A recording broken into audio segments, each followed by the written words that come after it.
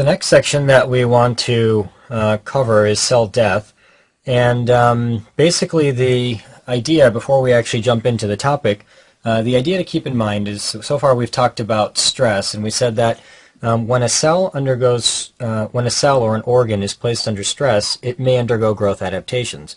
So for example, an increase in stress results in hyperplasia and hypertrophy, as we've already covered. A decrease in stress would result in atrophy. A change in stress would result in metaplasia. If the stress is severe, or if the cell doesn't have the ability to adapt, then injury will occur. And the initial stage of injury is reversible. Basically, it's called reversible cellular injury. And if the injury persists, the reversible injury can actually become irreversible. And that irreversible injury is also known as cell death. And so that's really where we are in our global sort of grand scheme view of things. Now, when we talk about cell death, the morphologic hallmark of cell death is important to be familiar with, and that basically is the loss of the nucleus. I.e., if I'm looking at a slide, and I'm looking at cells on a slide, if I see that the cells no longer have their nuclei, that indicates that the tissue is now dead. So the morphologic hallmark of cell death is loss of the nucleus. It's not enough to know that. The examiners like to go a step further, and they like you to know the mechanism by which the nucleus is lost. And the mechanism by which the nucleus is lost is basically threefold. First, the nucleus shrinks down, and that's called pycnosis. Actually, pycnosis, the word pycnosis means ink dot, and the nucleus basically shrinks down into a small little ink dot. After shrinking down, the next stage is breaking up of the nucleus, and that's called karyorrhexis, where the nucleus breaks up into big pieces. And finally, the final stage is karyolysis, where those pieces are then actually broken down into basic building blocks. And so the three phases of loss of the nucleus are pycnosis, karyorrhexis, and karyolysis. Very important to be familiar with, relatively high yield terms. Now, there are two mechanisms of cell death. The first is, and we have to be familiar with both, the first is necrosis and the second is apoptosis. And the way I kind of think about these is necrosis is sort of murder. Something comes from the outside, or some pathologic process from the outside occurs, which then causes a grand scale destruction of the tissue. And that's necrosis. And apoptosis, on the other hand, sort of the way I think about it, it's cellular suicide. The cells independently sort of decide to remove themselves from the organ. Usually involves single cells or small groups of cells, and often there is no extensive tissue reaction to apoptosis. These principles will be highlighted as we move forward in this presentation. So necrosis. Again, necrosis is death of a large group of cells. That's important. And very important is that it is followed by acute inflammation. This is going to come into play later as well when we cover inflammation, but I'd like to actually stop here and stress this point. There are two processes that result in acute inflammation. The first, and the most commonly sort of thought about, is when you get an infection. If you get a bacterial infection, you're obviously going to get acute inflammation. But the second driving factor for acute inflammation is actually necrosis. So for example, when patients get a myocardial infarction, one of the early changes that occurs is that neutrophils come into the tissue. And another important change is that the neutrophil count goes up in the blood because neutrophils are being generated in order to be sent to the tissue. So necrosis, I would say, is very important to remember that it is followed by acute inflammation. Now, necrosis is always pathologic. It's always due to some pathologic process, and it's never physiologic, meaning we don't have necrosis occurring as part of our normal physiology. It always means that there's some disease or problem present. And it can be divided into several types based on gross features. These are high yield. These questions often show up on examinations concerning the subtypes of necrosis, and so we're going to actually spend a good degree of time on the subtypes of necrosis. The first type of necrosis is called coagulative necrosis. What is coagulative necrosis? It is necrotic tissue that remains firm, i.e. the tissue sort of coagulates, or why don't we say the cellular proteins actually coagulate so that the cells retain their shape and the organ structure is preserved. So otherwise stated, the tissue dies. However, the general structure of the tissue remains, and if we were to look at the tissue on a microscopic slide, we would see that the cells are present and the architecture of the cells is present. However, the nuclei have disappeared. And so that's what we say here. It's the tissue remains firm. There's coagulation of cellular proteins. However, the nucleus disappears. The characteristic circumstance in which coagulative necrosis occurs is ischemic infarction. Every organ in the body that undergoes ischemic infarction will actually exhibit coagulative necrosis. The only exception is the brain. So, again, coagulative necrosis is seen with ischemia of any organ except the brain. Here's an image from your text, figure 1.5, that just highlights what we mean by coagulative necrosis. Now, let's start with this image here on the right. This is the glomerulus, what I'm circling, and these are the tubules. And you can clearly see that the glomerulus contains nuclei within the cells, and that the tubules also contain nuclei within the cells, and that's normal. I just put this normal picture here to establish a baseline in your mind. Now let's look here on the left at the necrosis. Here's the glomerulus. You still recognize that it looks sort of like a glomerulus.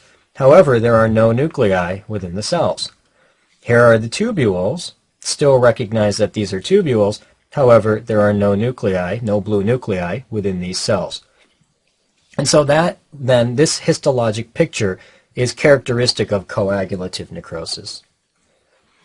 A couple important derivative points regarding coagulative necrosis. Usually, the area of infarcted tissue is wedge-shaped and pale. All right, usually the area of infarcted tissue is wedge-shaped and pale. Maybe this is not so hard to remember. Basically, this is based on a principle, an anatomic principle, and that is that, generally speaking, when vessels enter into an organ and feed an organ, they dichotomously branch as they go through the organ. So let's say that there is a vessel coming this way, and then there's a branch point here, and then another branch point here as the artery branches to feed the organ. If you cut the blood supply here, everything from this vessel and everything from this vessel is going to die, and it's going to create sort of everything in the distribution of this area will become what, like a wedge-shaped. Notice that this looks like a wedge-shaped area of necrosis. And one of the classic features to be aware of is that the wedge points to the area of occlusion. And that's because it's pointing to the area where the dichotomous branching was occurring. So I don't think it's hard to remember that these areas are usually wedge-shaped. Why are they pale? Well, same principle. I mean, if this is the blood supply coming in and this is the blood supply branching, then you cut the blood supply. Once you cut the blood supply, this tissue is going to die. And once it dies, blood will obviously not be able to come back into it, so the dead tissue will look pale. No rocket science, pretty straightforward. Here's a picture from your text, figure 1.5, and it's basically highlighting that this is the cortex of the kidney, and this area here represents the area of infarction. There was probably an occlusion here, and this tissue within the area of the triangle has died. Now, you can partly recognize by the fact that there is indentation of the tissue here, but also it's a little subtle, but there's disruption of the normal tissue in this region. And so this is a classic example. It's relatively pale, and it's kind of wedge-shaped. Gives you an idea of what we're referring to. Another important principle, or a derivative principle, is that we could get red infarction within a tissue. And red infarction requires two things in order for it to be seen. First, blood must re-enter the tissue. And second, the tissue must be loosely organized so that it can hold the blood, giving it a red color. So these two things are required. Blood must re-enter the tissue, and the tissue must be loosely organized. A classic example is shown here in your text, and this is figure 1.6. This is a testicle, and this testicle has undergone hemorrhagic infarction. Basically, the idea here is that this testicle is completely red. Now, in order to understand this, we probably should take a step back and remind ourselves that coming in this area here, maybe I should create a blank screen to make it more easy to see. When we think about the testicle, coming into the testicle, you've got this cord, which basically the testicle hangs on, and then this is the testicle here. Now in this region there is a thick-walled artery and there is a thin-walled vein. The classic mechanism by which testicular infarction occurs is that the testicle twists on this cord. And when it twists on the cord, the artery continues to allow blood to flow in because it's thick-walled. However, the vein collapses. And when the vein collapses, blood comes in, but blood can't go out. And if you recall from our lecture concerning ischemia, one of the ways by which you can get ischemia is blocking of the venous supply because fresh blood would not be then passing across the organ. So the organ will die because the vein, or the tissue will die because the vein is blocked, and blood will continue to re-enter because the artery remains somewhat open relative to the blockage of the vein. As blood piles up within the testicle is relatively loose, the tissue of the testicle is relatively loose, and that will then create what we call a red infarction. And it is important for examinations to be familiar with the distinction between a pale infarction and a red infarction. Okay, so let's continue on. The next type of necrosis is liquefactive necrosis. And guess what? In liquefactive necrosis, the tissue becomes liquefied. So we've got necrotic tissue, or dead tissue, that becomes liquefied. Now, the way by which the tissue becomes liquefied is that there is enzymatic lysis of the cells. The cells get acted on by some enzyme, and that is what basically destroys the tissue, resulting in the liquefaction. It is seen characteristically in three circumstances. The first is brain infarction. Recall that I told you that when you cut the blood supply to any organ in the body, you actually get coagulative necrosis. However, if the blood supply is cut to the brain, that would result in liquefactive necrosis. So that would be one important circumstance that results in liquefactive necrosis. One of the questions we can ask ourselves is, why is it that within the brain we get liquefactive necrosis, but in all other tissues we get coagulative necrosis? And the answer is because the brain contains microglial cells, which are derivatives of monocytes. They're sort of the macrophages of the brain. And the microglial cells contain hydrolytic enzymes that trash the tissue or destroy the tissue after it dies. And so this is mediated, this circumstance here is mediated by microglial cells, and that's actually an important principle as well. The second circumstance in which we might see liquefactive necrosis is in an abscess. Now, an abscess is a walled-off area of dead tissue, and it becomes liquefied because the neutrophils contain hydrolytic enzymes, and those hydrolytic enzymes, they destroy the tissue, resulting in the liquefaction of that tissue. And so if I asked you what mediates liquefactive necrosis in the case of an abscess, the answer is the enzymes from the neutrophils. The third circumstance that we might see liquefactive necrosis is in pancreatitis. What is pancreatitis? Remember that pancreatitis is a disease process in which we activate the enzymes of the pancreas within the pancreas itself. Now normally the enzymes of the pancreas would obviously get activated in the gut and digest food. However, if the enzymes of the pancreas get activated within the pancreatic parenchyma itself, the pancreatic enzymes will digest the pancreas. And it's the digestion of the pancreas that results in a liquefactive necrosis of the pancreas itself. Now I keep emphasizing this pancreas itself because in pancreatitis we also see another type of necrosis of the surrounding fat, the fat that surrounds the pancreas, but that's called fat necrosis, and we'll talk about that in a minute. So actually pancreatitis kind of has two types of necrosis associated with it, both liquefactive of the pancreatic parenchyma and fat necrosis of the peripancreatic fat. And if I asked you what's the mechanism on an examination of liquefactive necrosis in pancreatitis, the answer is that it's the enzymes from the pancreas that are digesting the pancreatic parenchyma. Another type of necrosis to be familiar with is gangrenous necrosis. This is basically coagulative necrosis, but when you look at the tissue grossly, it resembles mummified tissue. That is really what we call gangrenous necrosis. Now, this is characteristic of ischemia of the lower limb. That's really the highlight, I think, here. You can also see it in the GI tract, but it's really, I think, the classic is ischemia of the lower limb. It's not uncommonly seen, particularly in diabetics. Now, diabetics, they get occlusion or not occlusion, but I should say partial occlusion of the popliteal artery. and due to atherosclerosis, and that can result in decreased blood flow to the lower extremity, which then subsequently can cause gangrenous necrosis of that lower extremity. If the dead tissue becomes infected, that infected tissue can then undergo liquefactive necrosis, and that also can be a component of gangrenous necrosis, but in that case we call it wet gangrene, the wet being the pus and the inflammatory exudate present due to the superimposed infection. Here's a figure from your text just highlighting this.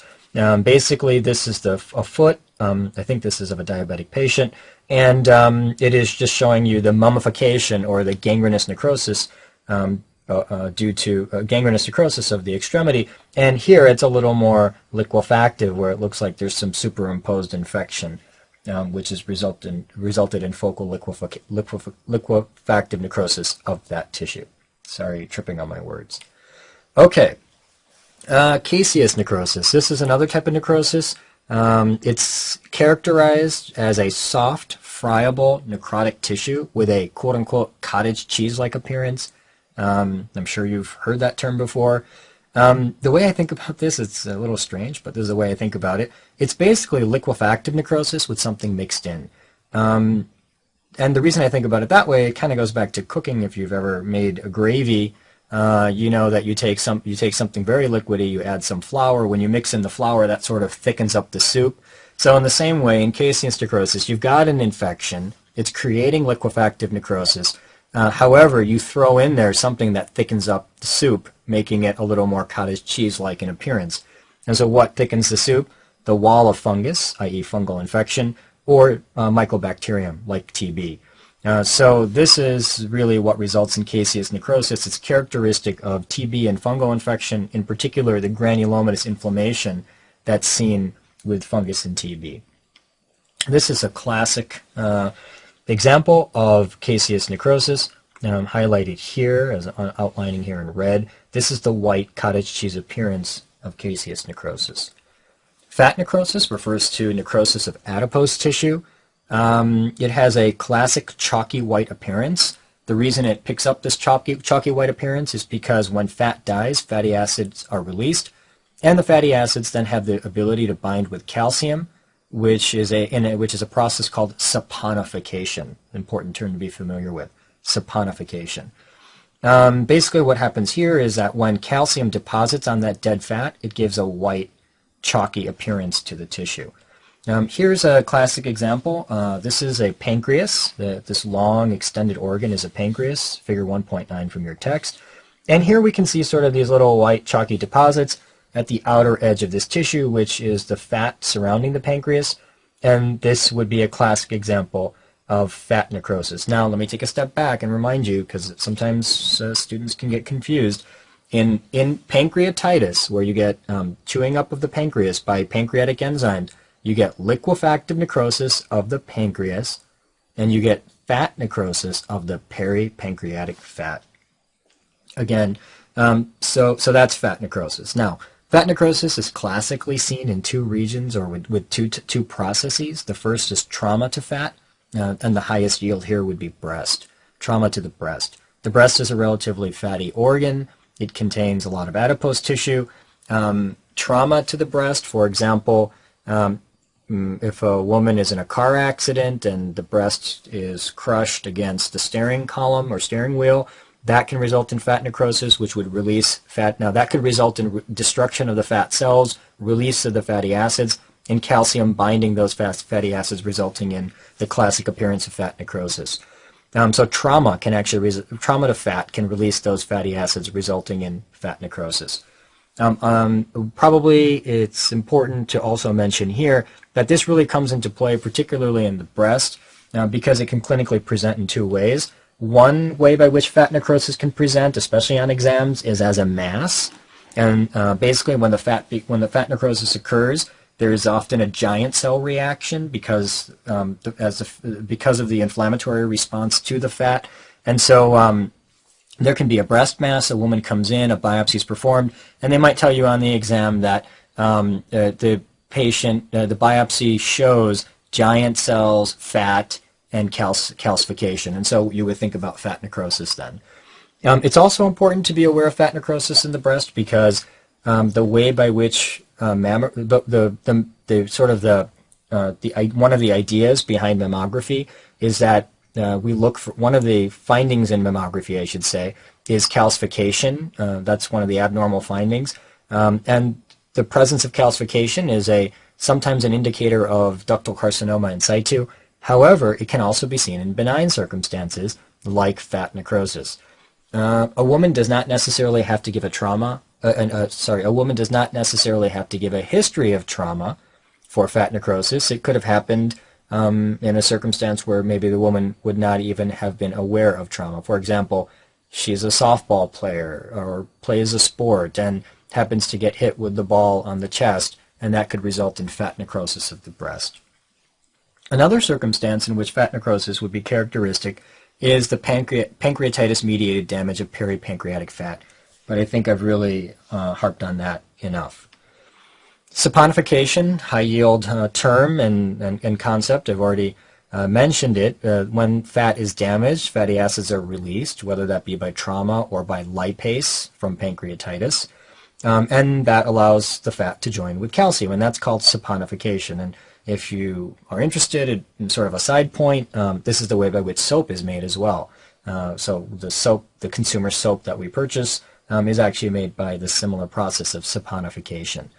Now, what is sort of a derivative point, but it gives us an opportunity to touch on a high-yield idea, is that saponification is an example of something called dystrophic calcification.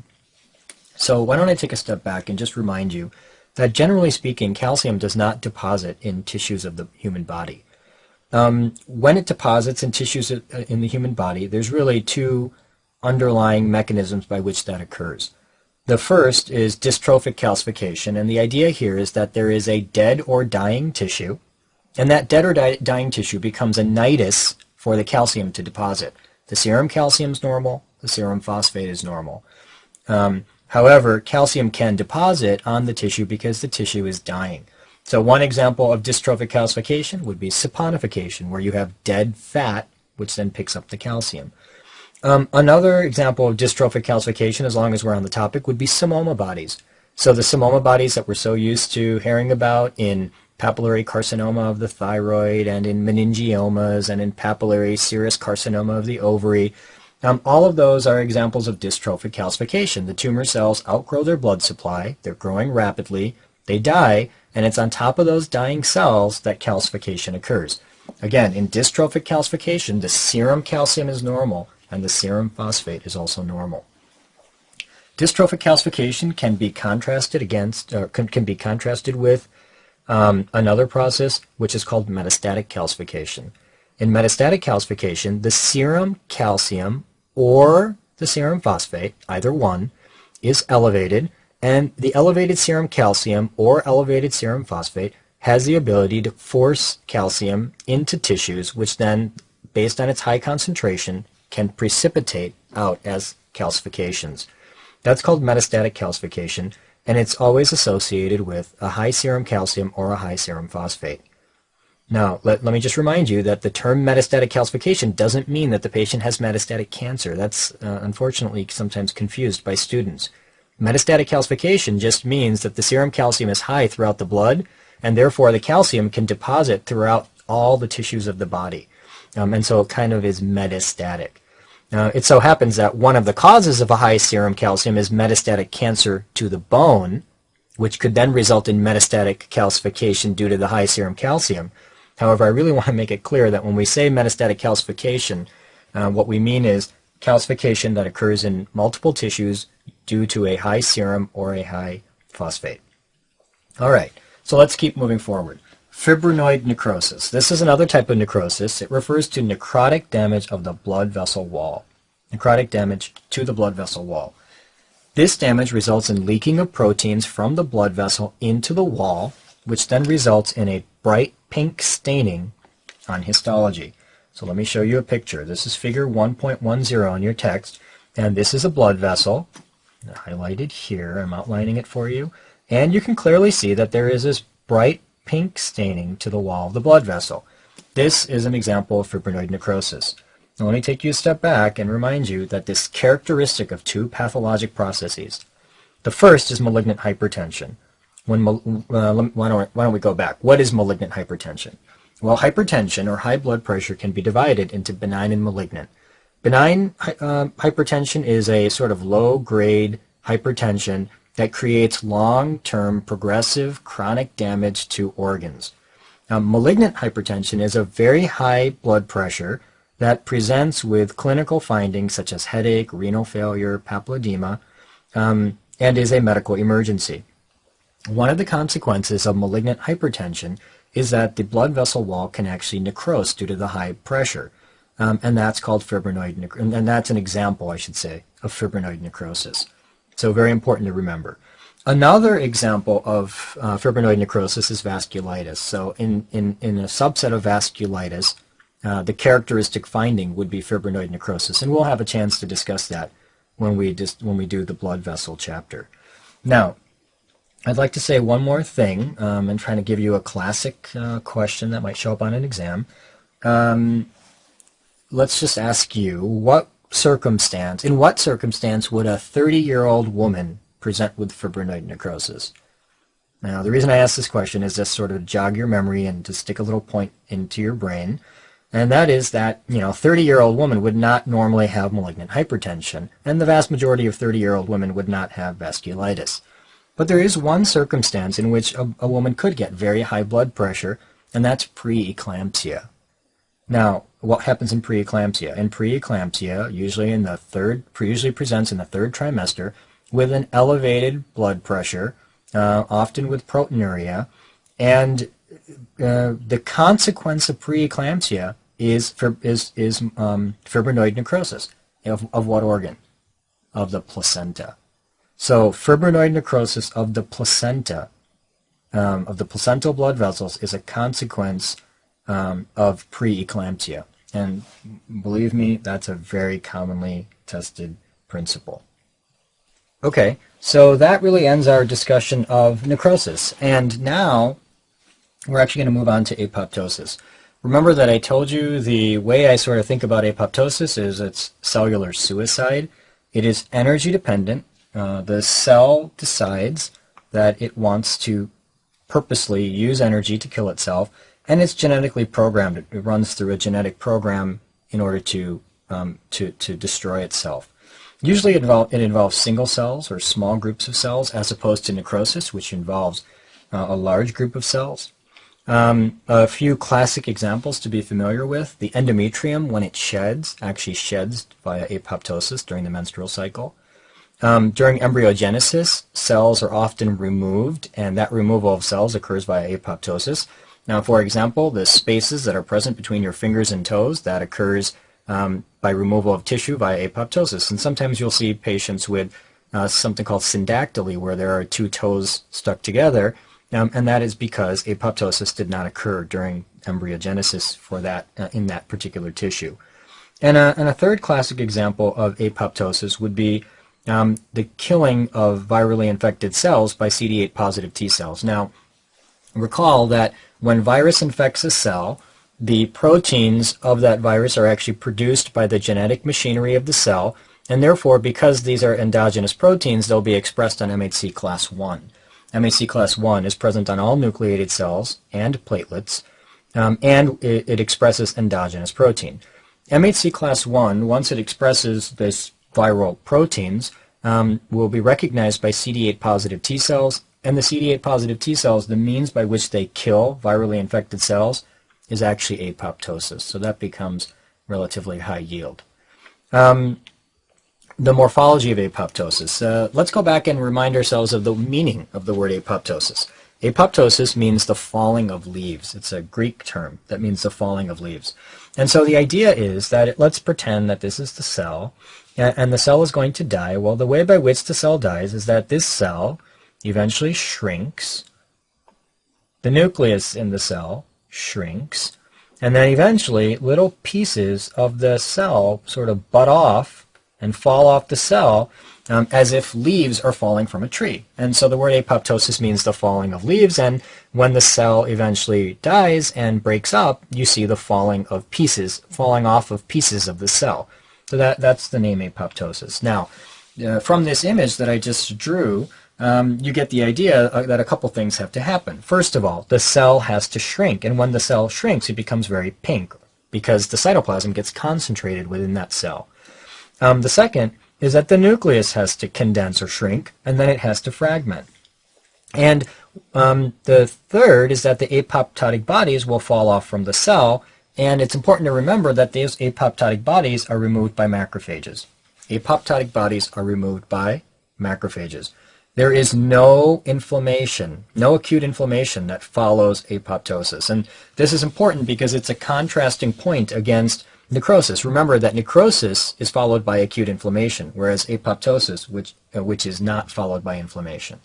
Here's a classic image, figure 1.1 in your text, and you can see here that this, I'm boxing out here the apoptotic cell. So notice if you compare it to its neighbors, its cytoplasm, which is this stuff here, its cytoplasm is pink because it's getting concentrated as the cell shrinks, and the nucleus here is a little smaller than the rest of the neighboring cells because the nucleus is also shrinking. Once you understand the morphology, you can then understand how apoptosis is mediated. Now, the key mediator of apoptosis is something called a caspase, and that's high yield. So caspases are the enzymes that mediate apoptosis.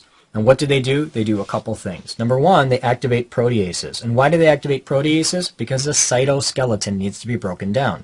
Let's go back and remind ourselves that a cell maintains its normal size and shape by the presence of a skeleton, which is called a cytoskeleton. That cytoskeleton is predominantly composed of protein. If we want to take a cell from this size and we want to bring it down to this size, i.e. if we want to shrink it, we've got to trash that cytoskeleton. And who's going to do that? The proteases. All right. In the same way, if this is the cell and the cell contains this nucleus and the cell's shrinking and the nucleus is going to shrink, then you also need to be able to crunch down that nucleus and break it down. And so endonucleases are the mechanism by which the DNA of the cell gets broken down. So apoptosis, the key mediator is are the caspases, and the caspases eventually activate the proteases, which allow for shrinking and breaking down of the cytoskeleton, and endonucleases, which allow for breaking down and shrinking of the DNA. Okay, now, very high yield. Caspases, which are the key enzymes that sort of mediate apoptosis, are activated by three major pathways, and each of these pathways is relatively high yield. Now, the first is called the intrinsic mitochondrial pathway. And the idea here is that if there is something that is going to result, let's say that there is some force that is going to cause apoptosis. So what are some things that can cause apoptosis? Cellular injury. Do you guys remember from cellular injury, what did I tell you was the key sign of irreversible damage? It's irreversible injury. The key sign was membrane damage, and one of those membranes that was going to be damaged was the mitochondria, and that can result in activation of this pathway. DNA damage, when DNA is damaged, you don't want those cells hanging around. Why don't you want those cells hanging around? Because you could get cancer from a cell that has damaged DNA. And so if the DNA damage is severe in a cell, it can actually undergo apoptosis to protect the rest of the organ from the formation of an eventual cancer. And decreased hormonal stimulation. For example, the endometrial cycle. We know that when progesterone comes in, estrogen is removed and progesterone comes in, eventually we get shedding of the endometrium, and that occurs via apoptosis. Now, the examiners like to go after the following principle, and that is that the mechanism, sort of the key molecule that mediates this intrinsic mitochondrial pathway, is cytochrome C. All right, let's highlight that with a drawing. So this is the cell, and let's pretend that within this cell we've got this mitochondria, and we know that within the mitochondria here is cytochrome C. And so cytochrome C is very carefully guarded within that mitochondria. In fact, there's a molecule here called BCL2, and BCL2's role is to stabilize the mitochondrial membrane so that cytochrome C cannot leak out. If there is a stimulus that is going to result in apoptosis. For example, let's say that there's DNA damage, or there is cellular injury, or there is a decrease in hormonal stimulation.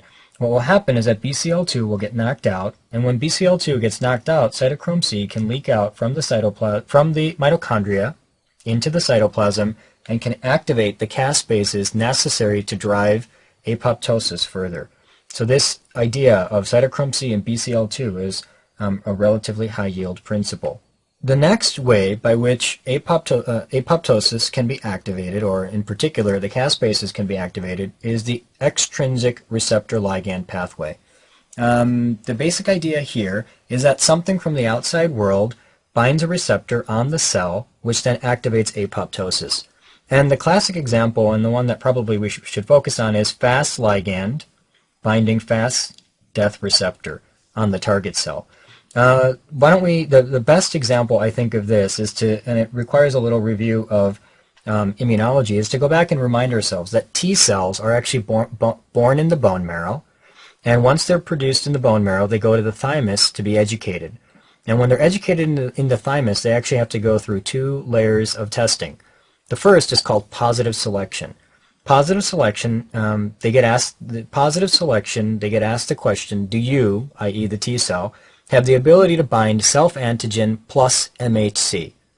If the T cell has the ability to bind self-antigen plus MHC, it survives positive selection and goes on to the next sort of test. The next test is called negative selection, and in negative selection, the question is asked, do you, i.e. the T cell, have the ability to bind self-antigen too avidly, too strongly? And if the T cell binds self-antigen too strongly, the T cell will then be destroyed during the process of negative selection. You want to get rid of the T cells that are going to bind to self-antigen because you don't want to have autoimmune problems. And so the mechanism by which the cells die in negative selection is actually by the Fas ligand Fas death receptor pathway. It's apoptosis, basically. And so if the cells too avidly bind self-antigen, then Fas ligand is expressed and it hits the death receptor on the T cell and causes the T cell to undergo apoptosis. And this becomes a very high-yield way by which this pathway can be tested. Another example would be tumor necrosis factor binding tumor necrosis factor receptor on a target cell. But for me, this really is the high yield. Fas ligand receptor, Fas ligand Fas death receptor in the context of negative selection of T cells in the thymus. And the third pathway by which caspases can be activated is the cytotoxic CD8 positive T cell pathway. Now, recall that CD8 positive T cells, they recognize antigen present on MHC class 1, and when they bind and recognize that antigen on MHC class 1, they kill the cell that expresses the antigen. And the way by which they kill the cell is apoptosis. So what happens is the CD8 positive T cell, once it recognizes its antigen and gets the appropriate signal, will actually secrete something called a perforin. The perforin perforates a hole in the membrane of the target cell. Granzyme, also from the CD8 positive T cell, then enters into the pore, or the hole, and then activates the caspases, and you're very well aware of the fact that caspases then mediate apoptosis. So that's another important pathway by which apoptosis can be activated, i.e. the caspases can be activated.